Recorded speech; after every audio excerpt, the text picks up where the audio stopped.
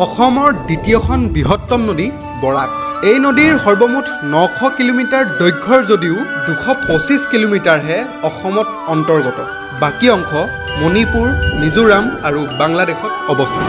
মণিপুৰৰ উত্তৰ সীমাৰ কাষৰ মৰাম অঞ্চলৰ এক ওখ পৰ্বতমালাৰ পৰা এই বৰাক নদীৰ আৰম্ভ হৈছে। প্ৰথম অৱস্থাত ইয়াৰ নাম টুলুং বা কোৱাই।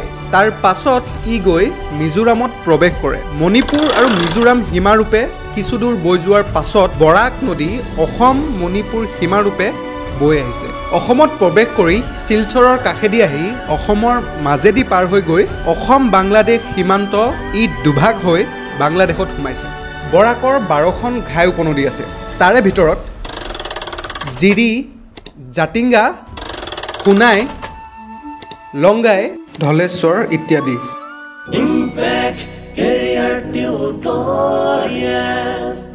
আহক আগুৱাই যাওঁ।